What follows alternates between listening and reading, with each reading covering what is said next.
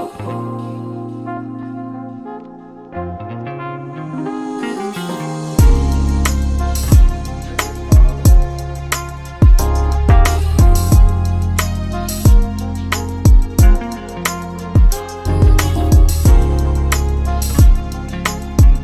everyone. Thanks for joining us for week 2 of Photo Plus Expo Plus.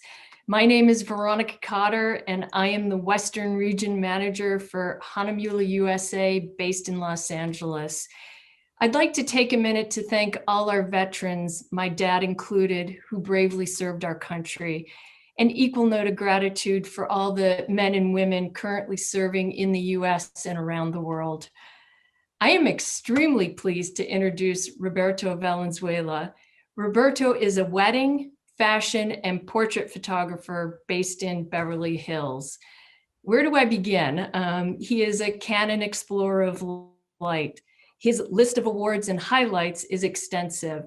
He's an international first place winner, not once, but 3 times. Roberto has been recognized by his peers as one of the 10 most influential photographers and educators in the world. He has earned more than 100 international awards for his wedding and portrait photography. Roberto was named one of the top 50 wedding photographers in the world by Junebug Weddings, and for several years has been featured on the exclusive platinum list of hand-selected photographers by Grace Ormond, editor-in-chief of Grace Ormond Wedding Style magazine. Roberto approaches wedding photography as an amazing challenge of creating beautiful art. I encourage everyone to go to his website and look at the stunning portfolio of artistic images. In addition to this list of accomplishments, Roberto is the author of 6 books that cover topics from lighting, posing, creating wedding stories, and how to build a successful career as a wedding or portrait photographer. He is also a judge and chairman for the largest print competitions in Europe, Mexico, South America, and the Middle East, and also the annual Wedding and Portrait Photographers International Competition. Many of us know that as WPPI in Las Vegas. Speaking of Las Vegas, this is where I first met Roberto a few years ago. He was the keynote speaker at an event for photo students and instructors. I was really struck by his enthusiasm, professionalism, and engagement with the group. At one point, he took a group of students and demonstrated a couple of poses, and he really got them involved in the process. It was really truly a moment of genuine inspiration. I could go on and on. Roberto is a classically trained guitarist. He's a foodie. He's an avid table tennis player. But once again, I encourage you to visit his website. The story of meeting his wife and their courtship is an absolute highlight. So before I turn it over to Roberto, I want to mention that at the end of the presentation, we will be doing a drawing for a Hahnemühle limited edition portfolio box. For this presentation, we've selected a paper from the Hahnemühle Natural line, Agave. The archival portfolio box includes 50 sheets of the TIPA award-winning agave paper, 50 interleaving sheets, 3 certificates of authenticity plus holograms, and a pair of white Hahnemühle gloves. You must be present to win. So I could go on, but I want to make sure Roberto has enough time for his presentation. So I'm going to turn it over to Roberto. I encourage people to post questions in the chat. We'll answer some as we go along, and we'll answer as many at the end as we can. So Roberto, all over to you. Thank you, Veronica. Thank you, guys. Thank you so much for having me. Thank you to Hahnemühle, and thank you for Photo Plus Expo for still managing to put the show together after all this crazy pandemic. They didn't just say, we're not doing the show anymore. They figured out a way to do it, and just kudos to that. Also, kudos to your dad, Veronica. We're very thankful for everybody, for sure. Very, very dearly thankful for what they have done for veterans and for everything that they have accomplished in keeping our country free and as beautiful as it is. So we appreciate that.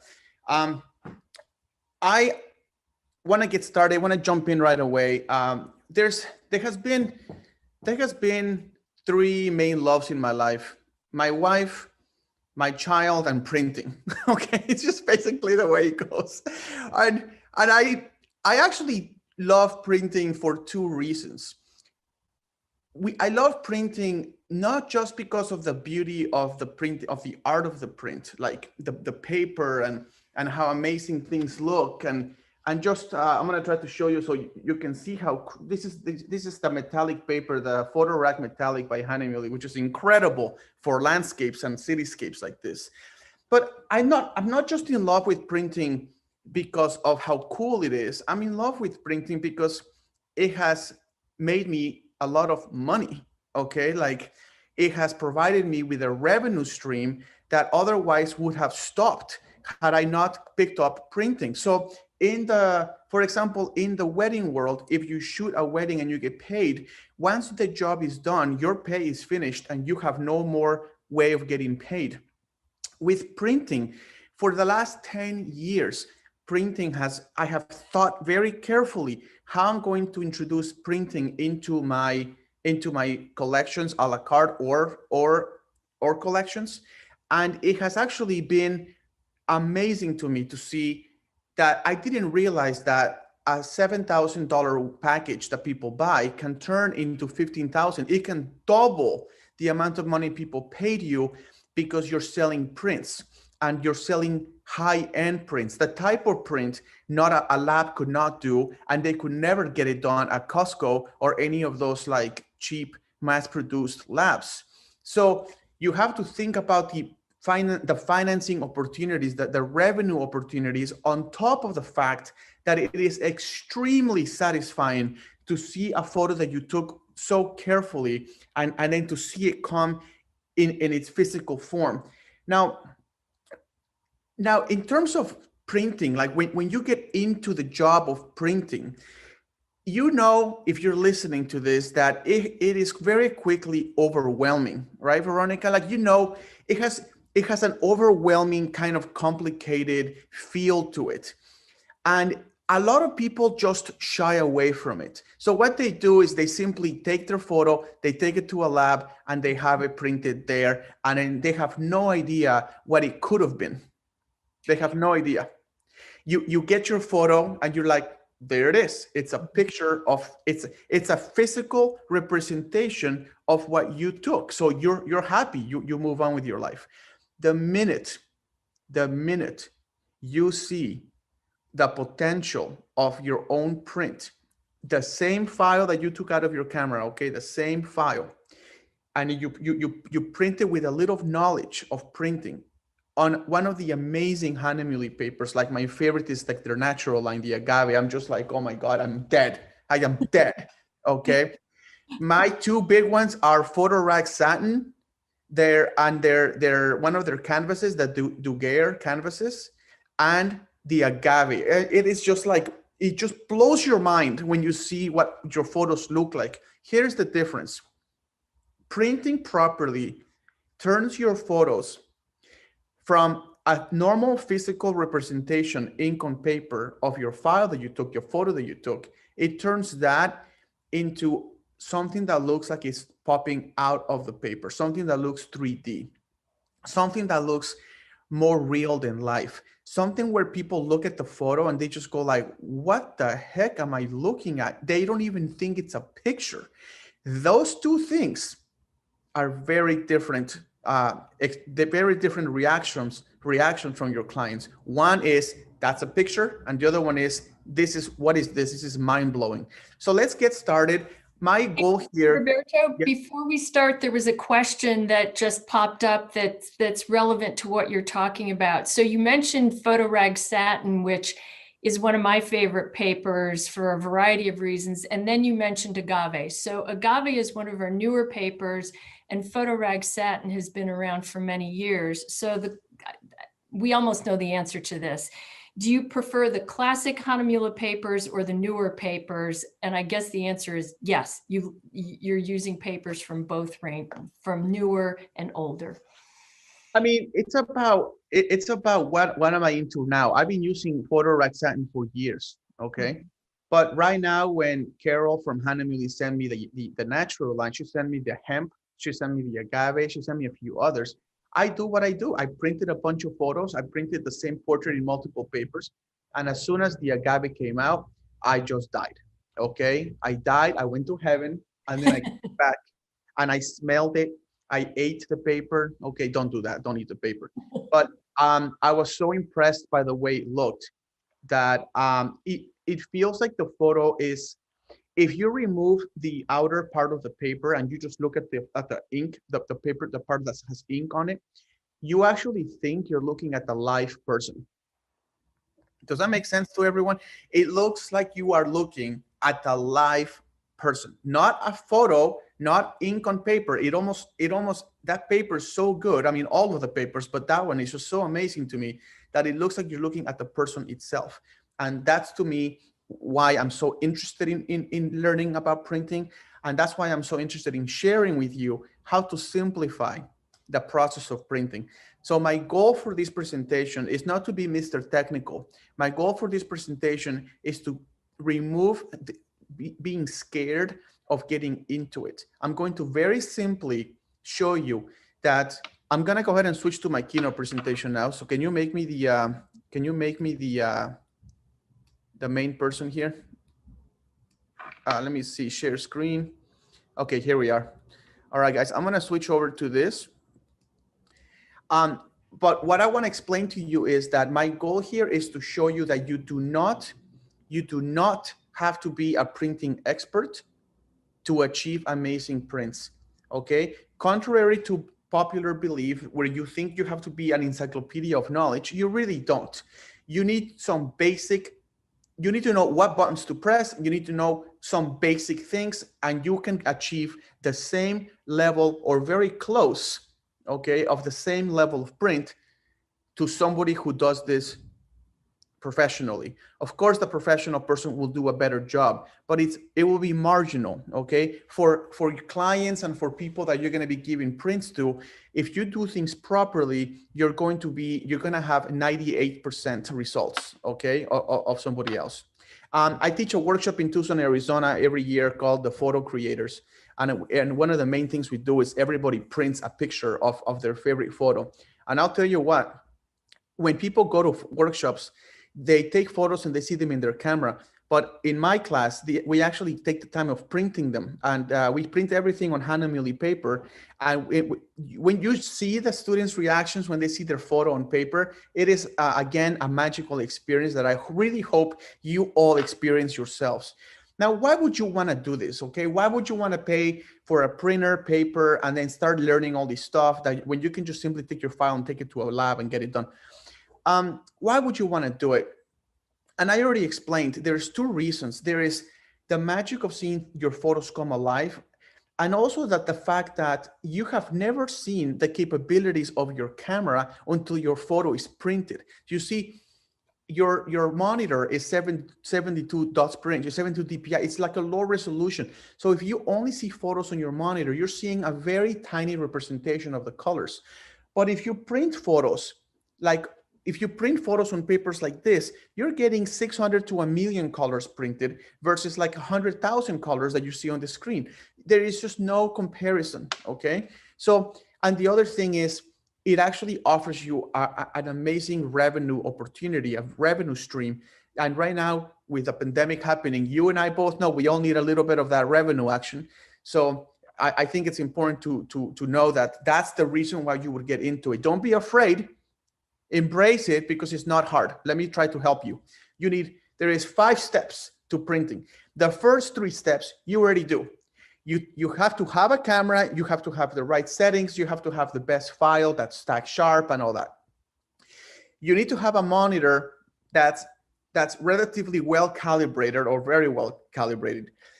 You gotta have the monitor part. So that's the second section.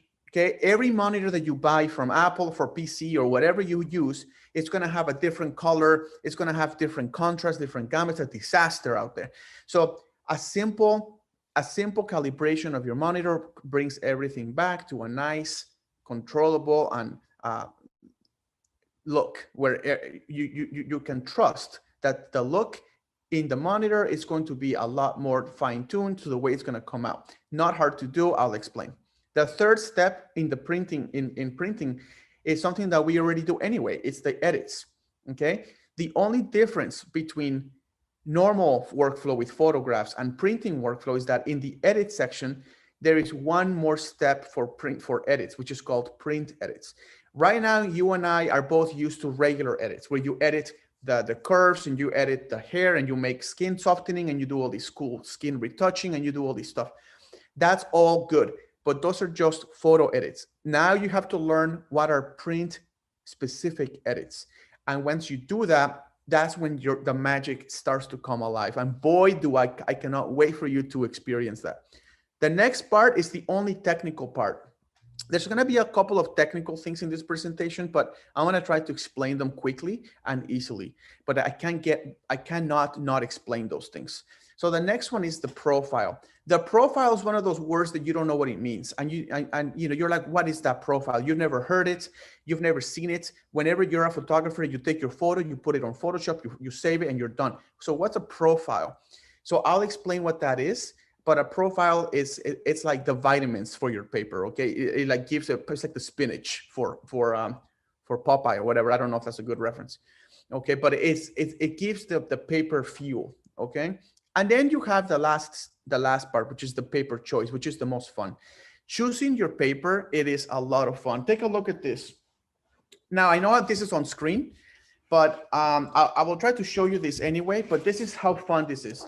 Here's a photo of a cowboy that I photographed in Tucson, Arizona at my lighting workshop that I do. Now look how glossy this is. This is printed on just plastic paper. This is just a plastic luster paper. This paper sucks, okay? It's not good. But there it is, okay? And you cannot even see the photo because of the shine. You see that? That's very distracting. Now, if you look carefully, look at all the details in that photo. Now take a look at the photo printed on William Turner, which is one of the very thick, very textured papers from Hahnemühle. It has a lot of tooth to it. Look right away, look at, there's no reflection. Look at that. And look at the detail in that picture, okay? So when you're looking at these kinds of photographs, you look at the photo and you choose the right paper that best represents that photo. It's a lot of fun. It's a lot of fun to say, wow, this paper really looks the best on this. And then you compare it to this paper and you're like, wow, same photo, I can't even see it, okay? Can't even see it. So paper choice is actually quite fun, and I think you'll have a lot of fun doing it. But let's move on. Let's go to step one. I'm gonna go through this pretty quickly. Step one for printing is the camera, okay? It all starts with the camera. You wanna shoot in RAW, not JPEG. You want as many colors as possible. JPEG kills the colors to 8 bits. You want 12-bit color, okay? You want solid camera settings, like something that's actually going to be, not something that's going to be blurry, right? Like if you're shooting people moving and you're shooting at a low shutter speed, that's going to blur. That's going to affect your print. You want low ISO. You want the best quality file you can get. So if you can get away with ISO 100 or 160 or the native ISO of your camera, you want to do that when you're printing. You see, when you print, your mind switches from just a photographer to a photographer that prints, and that changes the way you shoot, okay? You have to have attention to lighting, much more attention than you did before, because a well-lit photo prints a lot better, okay? And a well-lit, a photo that's not well-lit and it's edited in Photoshop to make it look like it's well-lit does not print well. You're going to pay the price in the print, because the print shows it all. The print shows your mistakes in your camera settings. The print will show you where you messed up, which is why printing makes you a better photographer. Okay.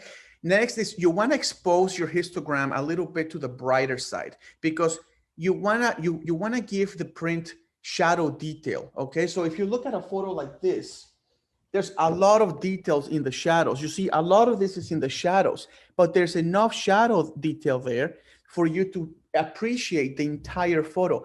Had I not taken this photo with a little bit of a brighter exposure, okay, so it looks a little bright on the screen, had I not done that, you would have lost the shadow detail in the saddles, and that would have made the print suffer.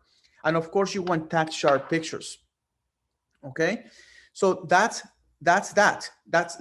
Let's finish with the camera. You're done. That's what you need to do to print, okay? You need to have those kinds of camera mentalities. Now let's take the hat of the camera off and let's put the monitor on. Monitors come in all sorts of flavors. When you buy your monitor from Apple or from PC computers, they don't know that you're a photographer, that you're gonna be printing. You could be a graphic designer, you could be a newspaper editor, they don't know. Your monitor therefore has to be calibrated, okay? So now when you buy like a monitor calibration, like this one here, this is called the i1 Photo Pro 3, and this is from a company X-Rite, okay? And basically, when you buy something like this, this is going to help you calibrate your monitor to give you accurate colors, okay, according to the standards. Now, when they ask you these questions like, what do you want your white point to be, and what is your luminance choice, and what gamma do you want? That's where things get confusing. To help you not be scared of this, simply load the software for the calibration and just simply choose these settings. White point should be D65, okay? That's standard for photos. Luminance, you just choose 100 candela per meter squared. Just choose 100. Okay, don't choose anything brighter than that, because then your photos are gonna look dark when you print them. So just choose 100. Don't worry about Y, just choose 100. When it asks you for the gamma, just choose 2.2. And when it asks you for the contrast ratio, just choose native, okay? That's what you want. Don't worry, you don't need to be a PhD or an expert in why all these things are happening, or you just have to choose these settings and move on, forget about it, never look at it again, except when you recalibrate. Okay, here's a picture of the software, okay? So here's a picture of the monitor calibration software through X-Rite called the i1 Profiler, okay? So here it is, as you can see on the left of your screen, it asks you for the white point, and that just says D65. When it says luminance, just push 100 candela per meter squared. When it asks you for the gamma, you can see it's a 2.2. And when it asks you for the contrast ratio, you can see that I just picked native. That's it. Don't worry about why. We don't care. It is beyond this presentation. Move on. Your choices for calibrating your monitors are these two. You have a $500 device called the i1 Studio. You have a cheaper one called the i1 Display Studio. And then you have the more expensive one, which is this one, okay? This is the more expensive one, but these are options. If you don't have the money to buy this expensive one, just buy the $150 one, it's worth it, because then your monitor and your prints will look the same. You want that. Hey, Roberto, there's a question. John is asking or saying that he has the Spider 5 Express, which doesn't ask any of the questions that yours does. Do you know how it compares with your device, or is that a longer answer? No, that's a great question. And the Spider, every single monitor calibration software has to ask you the same questions one way or the other. They need to know what your white point is. They have to ask you what's your luminance, like how bright do you want your monitor to be. If you do not see that on your software, then you need to look for it, because I cannot imagine any kind of monitor calibration software that doesn't ask you basic questions of monitor calibration. It has to be there. So just look for it. But your choices are going to be the same, okay? These are your choices. D65, 100 for the luminance, the gamma should be 2.2, and your contrast ratio should be native, and then move on. But you have to have that in your software, otherwise it wouldn't be doing its job. Okay. So can I ask one other follow-up question? Of course. How much time do you spend proofing before you actually print? Do you do a full print and then adjust after, if necessary? That's the thing about calibrating your monitor. That's a great question, Veronica. Thank you. because that's the thing about calibrating your monitor. You see, these papers and ink on the printers are not exactly the cheapest things in the world. So when you when you want to print, you don't want to be wasting ink and paper. You don't want to have 10 prints to get to the right one. Okay, so why don't you just follow the instructions of what I'm saying to you here, and you're going to get the perfect print probably within only 2 prints, maybe 3. Okay, to get it like really where you want it.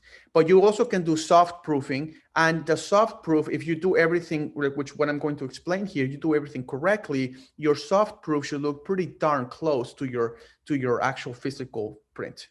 Okay. Now, here's the other thing. You can do a normal monitor, or you can buy a high gamut monitor like an ISO. Now, if you have the money to buy an ISO, which again, they're like $2,000 or more, then good for you. You're going to have Adobe RGB color space, which is the same color space that your printer prints. But these normal monitors, like the ones that come from your Apple computers or just generic PC computers, those things totally suck. I mean, they're not built for printing. So you really have to spend time calibrating these guys, because they go out every single week. Their colors start to swing one way or the other. They get brighter, they get darker. You don't even know what's happening in those monitors. So you want to just dial it in with those. With a high gamut monitors like BenQ or ISO or any of those, a lot of these monitors actually calibrate themselves. So every week or every 2 weeks, you can calibrate every week, and it keeps your monitor in shape. The next step is the printing. Okay, it's the editing. I'm sorry, the photoshopping. Now, the photoshopping comes in 2 flavors. The first flavor of editing your photos when it comes to printing is global edits. Global edits are things like you want to crop your photo, you want to straighten your photo, you want to do your skin retouching, you want to do your white balance, you want to make sure that all those things are just global edits. They apply to the whole image, and that's what you're used to doing. Okay, but now I want to invite you to the very first part of the printing process, and that is the introduction of print edits. Print edits are something you are not used to doing. So you need to get used to doing them now if you want to get amazing prints. So what are print edits? Print edits are edits that are specifically made for printing. Okay, so you have to, for example, get used to resizing your photo. Okay, so first you grab your file, your raw file, and you do all these global edits on Capture One or Lightroom or Adobe Camera Raw. Once you do all these settings and you're very happy with it, then you send the photo to Photoshop, and that's when you start the retouching and all this stuff for the skin retouching and all of that. Once you're done with all that, let's go ahead and get to the print edits. The first step in the print editing workflow is to resize the photo. So if you're going to print at 12 by 16, then you want to start by resizing your photo to 12 by 16. Why? Because you do not want to do print edits on a generic size. You want to do print edits on the specific size you're going to be printing your photo. So if your client buys a 20 by 30, then the first thing you do when it opens up in Photoshop is change it to 20 by 30, and then you start doing all these other edits. If you miss that step, a lot of the print edits are not going to look very good because they're specific to the size of your file. Okay, so remember that. Next, you want to apply targeted contrast edits for print. Okay, so basically you have 2 ways of doing that. You have your curves and you have your levels. You want to do those 2 things for print edits. Okay, the third step is sharpening. The photos that come out of your camera come out pretty soft, especially raw. They have an artificial global sharpening applied to them when they come out of the camera, which looks terrible. So you want to turn off sharpening, and then you want to do your own sharpening in your file that is specific to the size of your photo. Okay, so you want to sharpen. You never print photos without applying size specific sharpening, okay, to them. It's going to look terrible, so don't do it. And then last but not least, save your file. Once you're done, save and print your file in the specific size that you did the edit. So if you're doing a 20 by 30, then you save it and you call it 20 by 30, okay? If you're doing a 16 by 20, you save an additional one called 16 by 20, because you just wanna keep those files intact. So when you open it, you already have all those edits, like the sharpening applied to that specific size. Okay, let me move on to the next Roberto, one. Roberto, Yes. quick question. Are the levels and curve adjustments still needed with a good calibration and ICC profiles? That's a great question again. And the answer is absolutely you do, because when the photos come out of your camera, they seem to be a little flat. I mean, that's why they're called raw photos. They're raw, they're flat. They don't have anything applied to them. To get really rich contrast that looks amazing like this, okay, that it's just, these people, I know you're looking at it in a screen, but if you were looking at it in front of me, you would think these people are alive. You would think these people are seriously alive, okay? That's because I did print edits. Their jacket, their hair, their dress, her dress, his suit, everything has contrast adjustments made on curves or on levels. Once you dial that in, you can go ahead and print. Look how beautiful, like the clouds and everything looks. So that's what you want to be able to do. You always want to make those print edits. Do not push print unless you have done print edits, okay? So, and that the image that you just, the print you just held up leads to another question. Do you print bleeds or do you leave some margin when you print? And then what printer are you using? Okay, I don't print bleed. I think it gets messy on printers when you try to print from edge to edge. Sometimes the ink spills into your printer and it creates a mess. So even though the technology is there for printing full bleed, I just prefer not to do it and to let the printer create a border. And then we use a paper cutter and we cut, okay? That way you ensure no mess inside your printer. And then what was the second question? Which printer? Oh, I have two printers. I have a Pro 1000, which is like the 17-inch professional line of Canon printers. And I also have a Pro 4000, which is a 44-inch gigantic floor printer, which takes up a whole room over there. But I print a lot of my backgrounds for my photo shoots. So instead of buying backgrounds, I actually just print my backgrounds. Okay. So, and if your background is not big enough, I usually print 3 or 4 sheets with my 44-inch printer, and it fills up the entire wall behind me with the specific background that I wanted, and I printed it. And then the photos look amazing because you're printing your own background. The sky's the limit. And there's just one other question. The edit steps that you went over, does that apply to Lightroom as well? Yeah, it applies to Lightroom. So the thing to know about these edits is that edits come in 2 flavors. You have your global edits, which is where you do all whatever you do, it impacts the entire photo. And then you do print specific edits, which are basically contrast edits, okay? And those things occur wherever you want them to occur. For example, the white dress here obviously is brighter than the suit. So obviously I had to make a different print specific contrast on her dress than I did on his suit. And then also, of course, the sky is brighter than the green grass. So of course I chose the green grass and I made specific print edits to that. And then I did the same thing for the sky.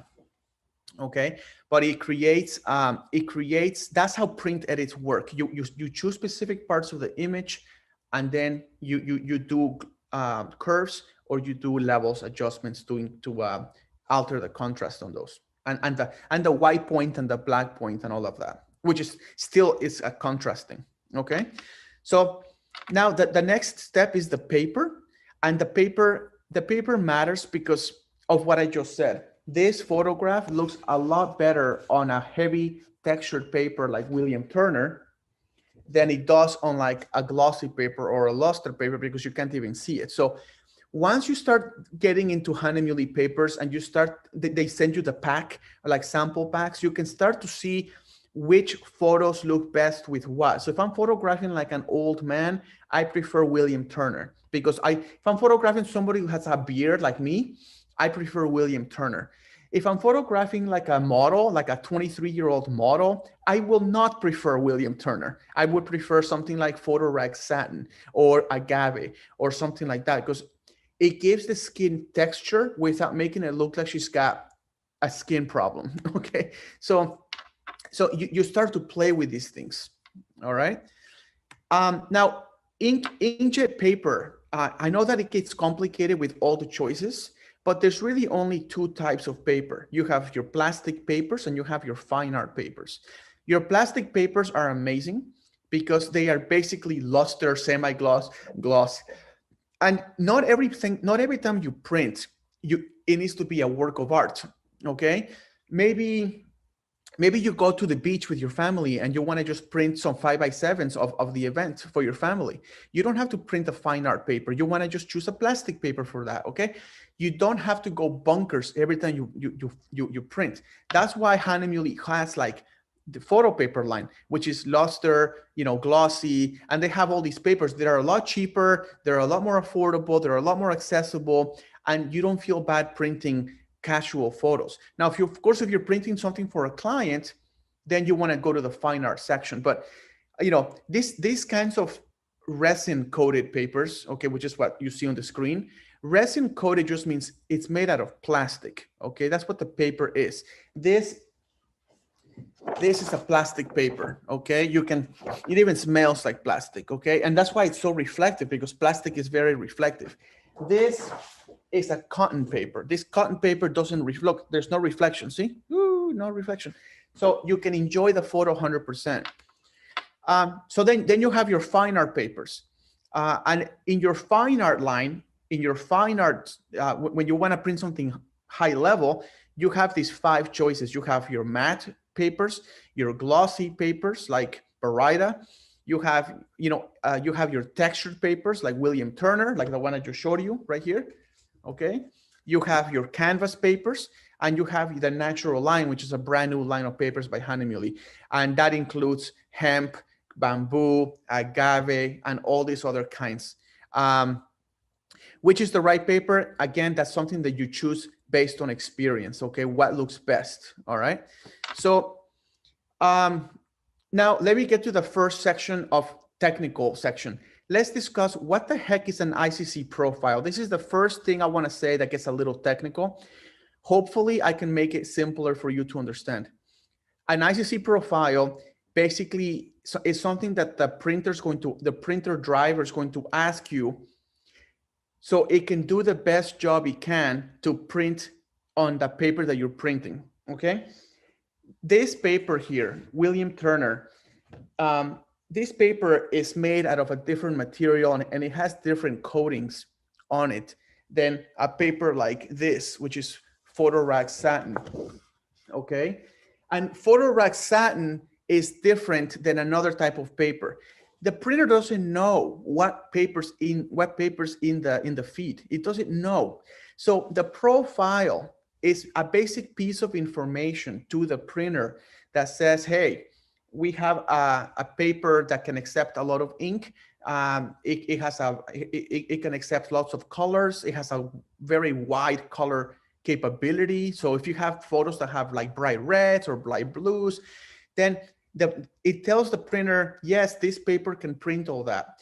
The better your profile is, the more accurate you're going to be able to print those colors in your original file from your camera. Okay. So what is a profile? A profile is a piece of information that tells the printer what the heck is going on and what kind of paper it's going to be printing on. Okay. The printer needs to know. All right. If you go to Germany, you need to know they speak German.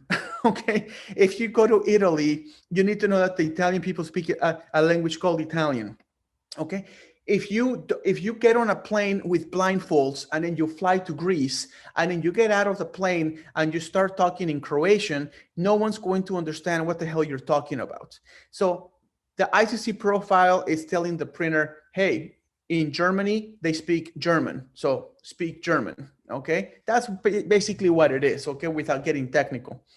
Now there's three ways you can get an ICC profile.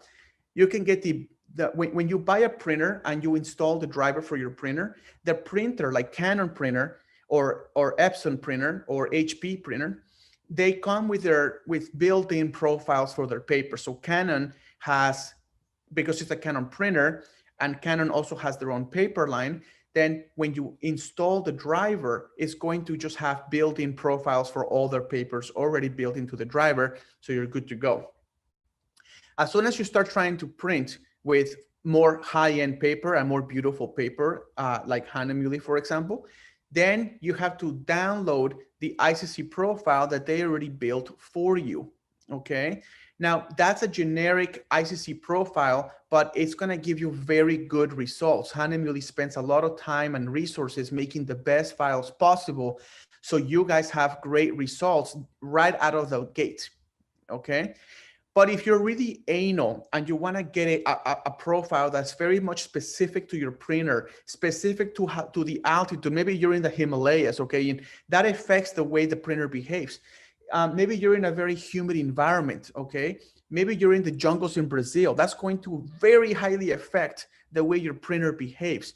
So if you want a profile that's built specific for your printer that you bought, your print head, then you have to create one called a custom one, which means you have to use one of these guys. Okay, so here is a screenshot of all the Canon built-in profiles that come with the driver when you first buy any printer. So if you buy any Canon printer, this is what it's going to look like. These are the profiles right there. Okay, so you can choose which one based on the paper that you want. This here is where the question is. It says printer profile, and then you put the profile right there, okay, right in between those red lines. This is an example of Hahnemühle's website, okay, and you can basically see it says I want an ICC profile, and you can download it. You can see right there, download it, and you just have to choose the paper and your printer. So you say what the website is going to ask you, what paper do you want? What is the printer manufacturer, Canon, Epson, HP, whatever, and what is the exact printer that you have? Once you answer those three simple questions, boom, there's your profile. It will download to your computer, and it will tell you how to install it into your ColorSync folder, okay? Now, if you want to create your own, you have to get a spectrophotometer, which is this guy right here. Or you can get an i1 Studio, which is $500 instead of $2,000. And then you have to basically print color charts like this. And then you grab the software for this thing, and it tells you to go ahead and scan all these little squares. And it's going to compare the way your printer printed those squares with the way it should have printed those squares. And then it basically creates a calculation of how to fix the color mismatch, so you have a very accurate way of printing colors. Now I print a lot, so of course I have one of these guys, and of course for every paper that I print, I create my own profile for that paper. I find it kind of therapeutic. I kind of like it. Grab a glass of wine, grab a beer, sit down, preferably Cabernet Sauvignon, Napa Valley, 2016, okay? Grab one of those wines and start scanning color charts and start to produce your own ICC profiles. Have nice jazz music going on in the background. Drink your wine. You're gonna be in heaven, okay? So that's what that looks like. These are the profiles that is going to reproduce, okay? This is what they look like, and then you can just load them. And that's it. Now, let me show you something. There's this thing called rendering intent, which the printer driver is going to ask you, what rendering intent do you want? So you need to know how to answer that question. So there is only two choices for rendering intent. When you try to print your file, and you go to file print, and it's going to ask you like, what paper do you want? You know, what's the printer? What's the ICC profile? And it's going to ask you, what rendering intent do you want? There's really two choices only. There is perceptual. I mean, there's more than two choices, but for our purposes, There is perceptual, and then there's one called relative colorimetric. I would recommend to you, stick to perceptual 70% of the time, maybe 80% of the time. It looks really good for everything. And choose relative colorimetric, I would say 20 to 30% of the time, especially if you have a black and white photo. It might be to your advantage to choose relative colorimetric because it gives you a more crispier, contrasty black and white. But it's all about what you like, okay? My suggestion is perceptual is going to look really good 70% of the time. And that already has black point compensation built into it, so you don't have to worry about that. And relative colorimetric is going to look pretty good for black and white photos. And I only use it 20 to 30% of the time. And you do have to turn on black point compensation when you do use that one, okay? Or most of the time, okay? So let me show you a basic level printing workflow, okay? So what I'm gonna do now, Veronica, is there any questions right now? Yeah, I was just gonna pop in with a question. Oops, hold on, let me get to the right one here. What special actions, if any, would be recommended for printing landscape, nighttime astrophotography? What special actions? What do you mean actions? Jerry, if you're still on, if you can maybe add some more detail to that question and we'll go back to it. Roberto, we'll go back to it once I get a little more detail on that. How about that? All I can say about astrophotography for printing, unless maybe in case this answers the question, is again, ISO is going to be key because you want to have the lowest ISO possible, which means you really have to be on a tripod, which means you really have to make sure there's no movement at all. Because when you print it, you want the printer to have as much information as possible and as robust as a file as possible. And for that, you need the lowest ISO. I would say, especially when you're photographing the sky, stars, galaxies, and all of that, for sure. So Jerry has followed up, and he just asked about steps. Maybe that's something we can take offline, or well, it doesn't change anything. A photograph is a photograph, whether you're photographing the sky or you're photographing horses and a cowboy. The steps don't change. You still have to have the same solid camera settings. You still have to have an ICC profile. You still need to choose whether you're going to use a built-in one, a downloadable one, or a custom one. So none of that, all of those steps stay the same, okay? At the end of the day, you're putting ink on the paper and you want that to be as accurate and as successful as possible, okay? And papers, yeah, anyway, okay. So what I'm on, any other questions, Veronica? Nope, we're good. Okay. We're caught up. We're up to date. Okay. Now, because I only have 13 minutes left, I'm gonna just go through this very quickly to kind of show you what a workflow looks like if you want to do basic workflow. So if you want to get into printing and you're scared about doing it, please follow this basic workflow. You'll be like, what? That was so easy. And you're gonna get very good results. Then I will finish this presentation by showing you the more intermediate printing workflow. And I think that's where the real magic comes. So let me get to that quickly. So I'm gonna exit out of this. And I'm gonna go ahead and open up an image. Okay, I'm gonna open up an image and I'm gonna open up, let's open up this one. So let's get that open.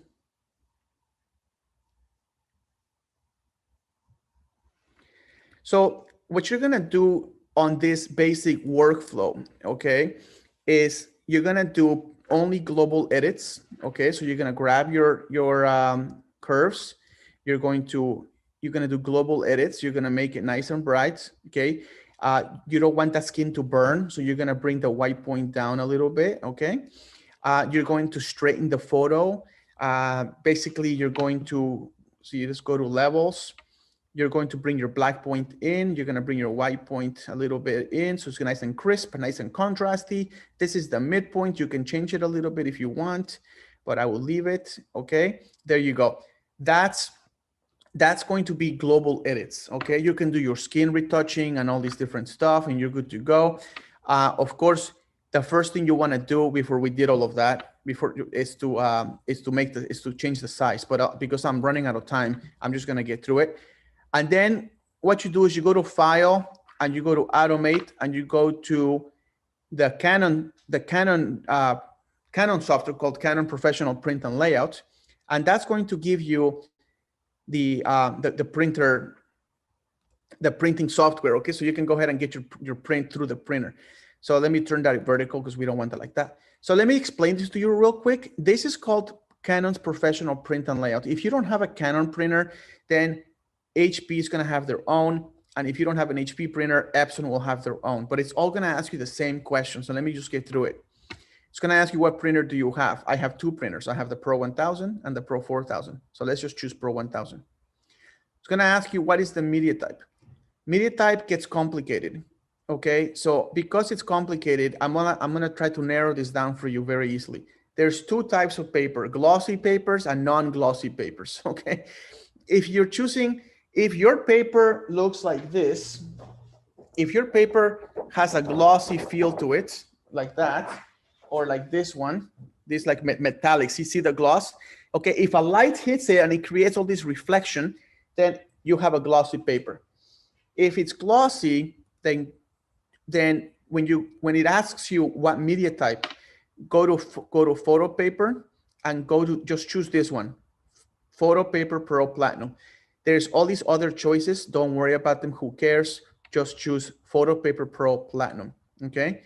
Media type, if you're wondering what that is, the media type gives the printer information about what type of paper is in the printer. It tells the printer how much ink to put on the paper, how much ink that type of paper can accept. It tells the printer how fast can the paper go through the printer. It also tells the printer how much suction power to put on that paper to pass it through. So a lot of decisions go on the printer depending on the media type. So you want to make sure that this is accurate, and it's very easy to get this right. You only have two choices. Glossy papers, go to photo paper, choose Photo Paper and choose Photo Paper Pro Platinum. That's all you need to know, okay? Don't worry about why or who cares about all this stuff. Just choose that. If you're printing something with a paper that's not glossy, let's say you're printing with William Turner, which is obviously not glossy, then you're gonna choose this one. You're gonna go to Fine Art Papers instead of Photo Papers. You're gonna go to Fine Art Papers and you're gonna choose Heavyweight Fine Art photo, heavyweight fine art paper. That's it. Even though there's all these other choices, ignore them. Just choose heavyweight fine art paper and move on, okay? Choose your paper size. So right now, let's assume you have a 13 by 19. Print quality, because this is basic, you can just stick to standard or high, okay? You're not gonna tell the difference between high and highest, okay? So it's just wasting ink. Now here's where it gets juicy. Color mode. It asks you, is this a black and white photo? In this case it is, but just ignore that. Do you want no color correction? You definitely don't want to choose that. Do you want the driver to match? No, you don't want that. Do you want to use an ICC profile? Yes, we do. We want an ICC profile. Then it asks you, which profile do you want? Every single paper has to have a profile that is assigned to that paper. So these are the Canon papers that come pre-installed with a printer driver. So let's say we're printing this with a Canon paper. Let's say we're printing this with a luster. So you would choose right there, Photo Paper Pro Luster. Okay, and because it's a Canon paper, it comes built in, and you're good. And then you can just go ahead and push print, and you're done. Okay, that is the basic workflow. Now, let's move on to the intermediate workflow, okay? So let's erase all of this. And Roberto, we have 6 minutes left. Yeah, I know. Okay, cool. Thank you. Okay, now let's go to the intermediate one. So now the first thing you do is you go image, you go to size, and you change the size to what you're gonna print it. So if it's 20 by 30, then go to inches, print 20 by 30, and then you click OK. That now I'm gonna show you what specific print edits are. So first we're gonna do global edits, curves. You're gonna make it a little bit brighter. Okay, you're gonna go to levels. You're gonna just bring the black point in a little bit, the white point in a little bit. Okay, that's it, you're done. You're done with your global edit. So I'm gonna flatten this image. Now we're gonna do print edits. So here's the print edits. Print edits are specific to the shirt or the face or whatever. So let's make the shirt a print. Let's get a print edit on the shirt. So forget the face and the hair. We're gonna bring detail back in the shirt. So let's bring the black point in. Let's make it 3 or 4. Let's get the white point all the way to 120. Okay, that's good. That's good. Just look at the print at the shirt. Don't look at the face. Okay. Now from there, you're going to erase this. You're going to put black on the mask. Okay, you're gonna put black on the mask to cover it. And then here's the key, guys. This is the fun part. With a white brush, you can bring it all back, right? And then you can bring the detail back. But here's where you get a really good print. Go to your swatches on Photoshop, and instead of clicking pure white, click on, we're gonna go through all these little swatches. So we're gonna start out with, okay, let's start out with pure white, okay? And then do a quick line across the shirt, okay? Then go to the next square, which is a little less white. And we're gonna do another swap on the shirt. That's gonna give you a little less effect. Then we're gonna go to the next one, and you're going to do a little swap on that. Then you're gonna go to one that's more gray, okay? So you're basically showing less and less of the effect. Then we're gonna go to this one, and then we're gonna go to this one, and that's gonna be the end.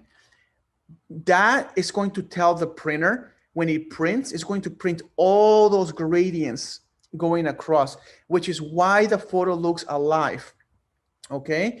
Once you have that, go ahead and flatten it, and then go to, we're going to duplicate this layer, okay? We're gonna duplicate, we're gonna call it sharpen, okay? Now here's an intermediate sharpening tool. Go to filter, okay? Go to other, and go to high pass. This is a more advanced sharpening. Go ahead and go to the eyeball. So let me just zoom out. Go to the eyeball, bring this all the way down to 0, and then start to bring the radius back up until you can see detail in the eye, but you see that the skin doesn't get affected as much. You just want to do it until there's detail in the eye. So there's 3. I'm going to click OK. Then on your blending mode, click on overlay. Now look what happens. Look what happens to the eye. Not sharpened, sharpened. Like look how much better that looks, okay? So that's going to give you a lot better printing results. Then you go to File, you go to Automate, and you go to Canon Professional Print and Layout. And then you basically choose a Hahnemühle paper this time. Choose a Hahnemühle paper. So we're gonna go to ICC Profile. We're gonna print this in Hahnemühle's photo rag, okay? Choose that, it's gonna look amazing. Because it's black and white, I'm gonna do rendering intent. I'm gonna try relative colorimetric, and then go ahead and push black point compensation because it's relative colorimetric, and then push print. So guys, that's the gist of it. Like that's the gist of printing. But to finish, let me just show you how awesome this looks. That's the original. The photo on the left is the original of my friend, Andre, and in the one on the right, it has printed it on the face, on the hat, and on his shirt, and on the necklace. Now look at the difference on the prints. This is a photo that's printed badly. This is bad in every way. It looks blue. It's printed on the wrong paper. Look how glossy this looks. You can't even see it. Compare that to an intermediate level print. Look how much better this looks already. Now compare that to an advanced level print, and look at this rich rich photograph. This, my friends, looks like he's popping out of the paper, okay? Look at this photo of my baby. Left, original, right, print edits. Left, original, right, print edits. If you want to get an amazing print profile, call Freestyle and ask to speak to a man named Eric Joseph. He's probably the sexiest man in that store, okay? He's as sexy as they come. Call Eric Joseph at Freestyle Photography Supplies and ask him that you would like a profile made for whatever paper you choose to work with. Choose a glossy paper, choose a texture paper, and choose a matte fine art paper. Ask him for 3 at least. He'll make them for you. They cost $99. Also, the Levin Company. The Levin Company is a framer. They are a wholesale framer. If you do your amazing prints, call the Levin Company and see if they can get you an amazing frame for your stuff that's going to allow you to make profit, because he's a wholesaler, not a retail framer. Retail framers rip you off. You want a wholesaler, okay? Get your photos framed and sell your framed work to your clients. And happy printing, guys. Thank you for Hahnemühle. Thank you for PhotoPlus for putting this together. Veronica, Carol, everybody at Hahnemühle. Travis, oh my gosh, Travis is like the ninja of the printing world. He's like my hero. Him, Eric Joseph, and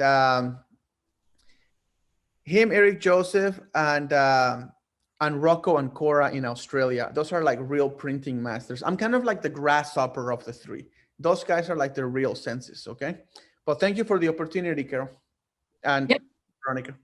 Yep. Thanks, everyone. And thanks to everybody at Emerald. Roberto, thank you so much. Thanks to everyone that's joined us today. And we do have a winner of the portfolio box. And my apologies if I don't pronounce your name correctly, Charlotte Trusheim. So Charlotte, if you can just make sure you include your email so that we can get in touch with you and follow up to ship the box to you. So we have some more events coming up tomorrow and Friday, so I encourage you to check the schedule. And I also encourage you to go check out Roberto's website, because it's filled with beautiful work and great stories. So thanks to everyone. My YouTube video and my Instagram account. Yes, all of that. My Instagram is Roberto_photo, and I just started a YouTube channel with all kinds of fun goodies. So you want to check that out as well. Thank you, guys. Thanks, everyone.